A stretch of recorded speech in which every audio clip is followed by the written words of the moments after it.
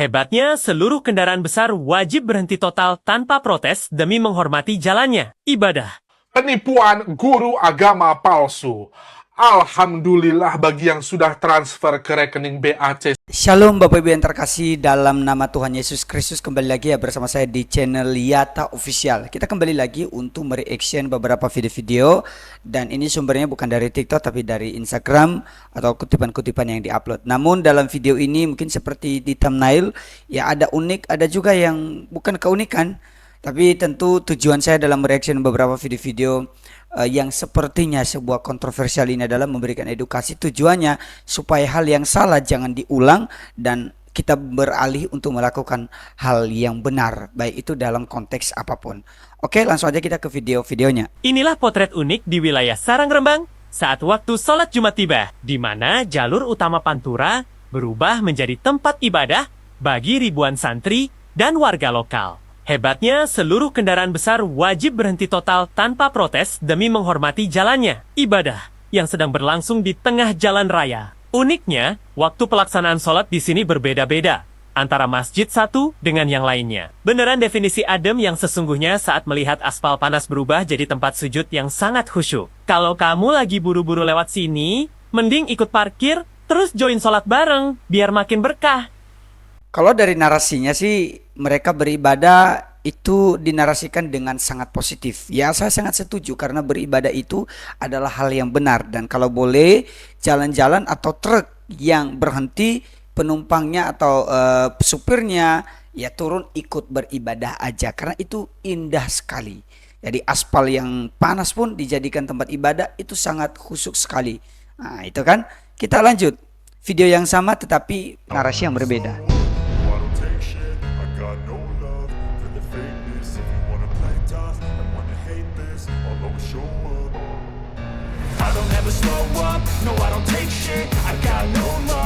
Nah, kalau dalam video yang barusan ini, videonya tetap sama tapi narasinya berbeda ya. Kalau di sini hanya pakai caption bahwa ibadah kok di tengah jalan gitu loh. Nah, bagaimana menurut pendapat kalian? Ada satu lagi videonya.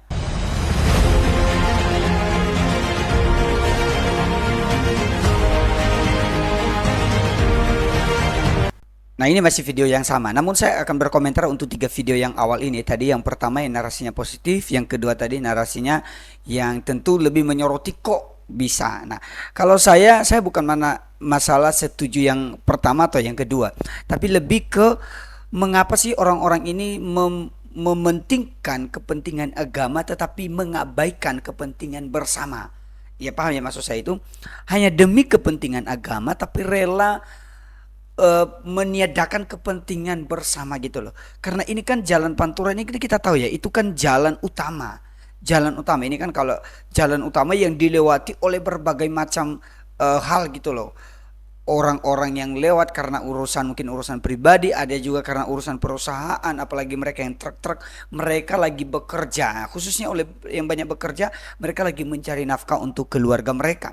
Namun dengan adanya ibadah, nah ini ya, dengan adanya ibadah, ini kan justru menghambat. Apakah ibadah juga salah? Ya tidak salah. Tetapi persoalannya begini, di sana kan banyak masjid. Tadi di video pertama diberitahu bahwa dilakukan sesuai waktu yang berbeda-beda karena nanti sesuai masjidnya. Contohnya di daerah sana di sepanjang jalan itu ada sekitar 10 masjid. Oke, yang satu bilang nanti saya jam 8 sampai jam sekian. Yang satunya oke saya setelah itu sampai 1 hari itu. Bayangkan Bapak Ibu. Bayangkan sepanjang hari itu orang-orang tidak dapat beraktivitas dengan baik. Sedangkan ada masjid mereka. Ini ya, sedangkan ada masjid gitu loh. Kecuali kalau tidak ada tempat ibadah. Kenapa harus di tengah jalan? Nah, itu yang saya maksud di sini. Jadi saya tidak masalah membela video A atau video B, bukan, tapi lebih ke menyoroti hal itu. Kenapa kalau ada tempat ibadah, kenapa harus di tengah jalan? Berbeda ya, mungkin kalau nggak ada tempat. Berbeda kalau mungkin di dalamnya kurang, akhirnya mau tidak mau ya di luar mungkin toleransi lah warga sekitar untuk memaklumi hal itu. Jadi karena kurang di dalam akhirnya jemaah sampai keluar. Oke, itu kan ada juga seperti itu. Nah, tapi seperti ini bagi saya ini justru mengganggu ya. Dengan berani saya mengatakan bahwa kalau seperti ini mengganggu ketentraman umum.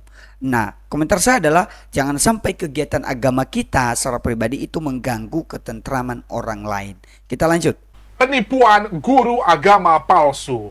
Alhamdulillah bagi yang sudah transfer ke rekening BAC 123321000, maka saudara-saudari akan masuk surga. Dan bagi kalian yang tidak transfer, maka kalian akan segera masuk neraka jahanam. Nah, kalian pikir itu tadi adalah guru Habib Jafar, padahal itu adalah gua, Mr. Bird, yang memanipulasi video supaya kalian percaya dan mau transfer. Nah, bayangkan di Indonesia, berapa banyak orang yang percaya dan jualan agama dan akan transfer seperti itu.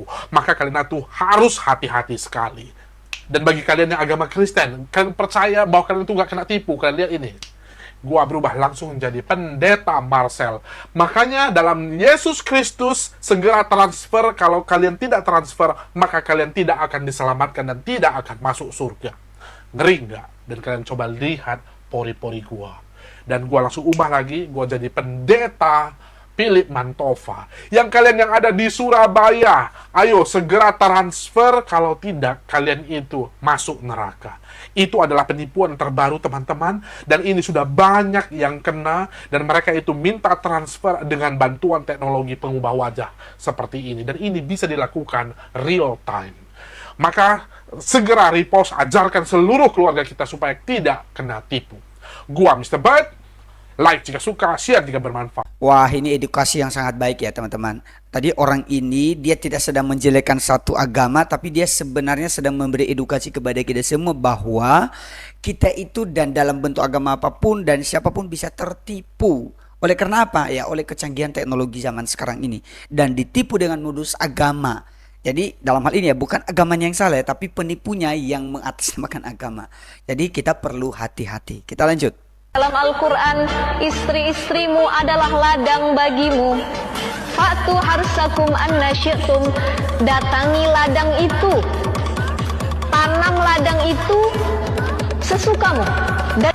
Pertanyaan saya begini, kenapa sih hal-hal seperti ini terus yang dibahas kalau beberapa oknum-oknum ini mereka ceramah gitu loh. Selalu ada kaitannya kalau enggak dengan pribadi mereka antara suami istri laki-laki dan nanti dengan kalau enggak ya keberadaan di surga nanti yang ada. Ya masih konteks yang sama sebenarnya gitu. Kita lanjut.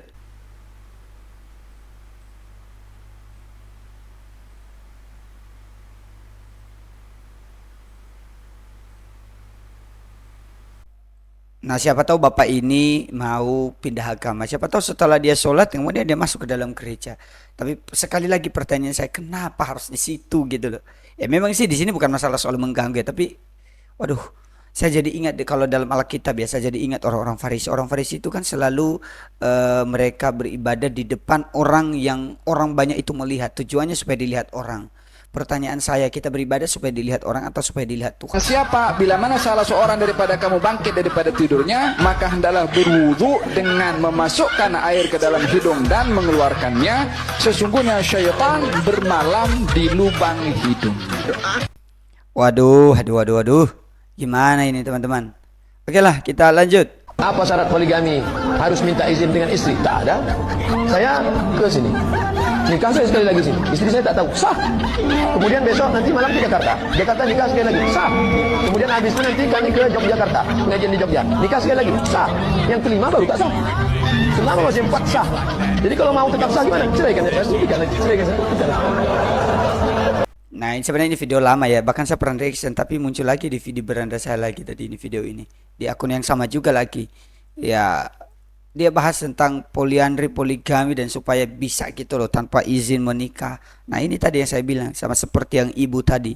Memang nggak semua seperti ini teman-teman, tapi ini oknum, tapi kebanyakan oknumnya. Kita lanjut.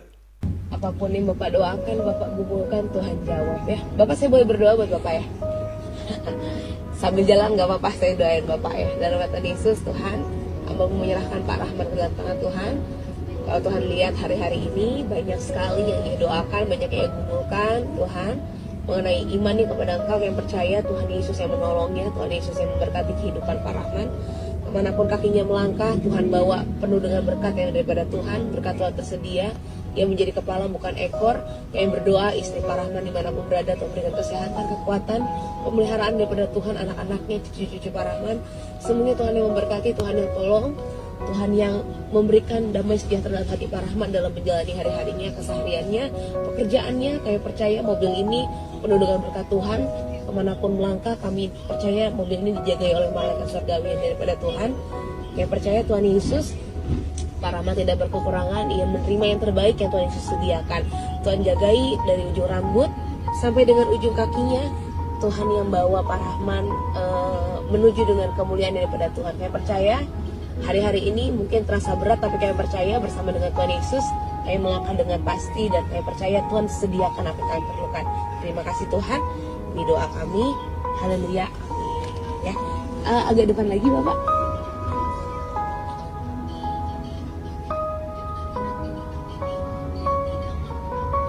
Ya luar biasa ya, mungkin ini juga menjadi satu yang bisa kita teladani lah sebagai orang-orang percaya juga. Ya kalau kita pergi dimanapun ya kita bisa mendoakan orang, tetapi ya perlu izin orang itu ya. Apalagi kalau sampai direkam juga, jangan sampai nanti kita juga dibalikin atau kita jadi kena sanksi gitu lah. Tapi poin positifnya adalah ya ibu ini dapat mendoakan bapak ini, dan positif ya, doanya positif gitu loh. Gak ada doa yang negatif. Doanya ya supaya bapak ini lancar, doa-doanya dijawab itulah. Dan itu suatu hal yang luar biasa bagi saya, dan cukup dianjungin jempol untuk orang-orang yang seperti ini yang memang Tuhan terus pakailah menjadi alatnya di berbagai tempat, di mana saja, kapan saja, dan siapa saja pun ya selalu dilayani. Itu suatu luar biasa. Oke, baik Bapak Ibu, demikian aja video kita kali ini. Kalau kalian suka dengan video-video yang sudah kita reaction, silakan berikan like kalian, silakan komen-komen di bawah apa yang menjadi tanggapan kalian, apa yang menjadi saran kalian untuk kebaikan channel ini juga boleh, silakan di komen aja. Tetapi dengan catatan, komenlah dengan santun, dengan komentar yang positif, jangan yang negatif. Jadi semoga kalian selalu diberkati dan selalu disertai oleh Tuhan. Tuhan Yesus memberkati. Sampai jumpa kembali. Shalom.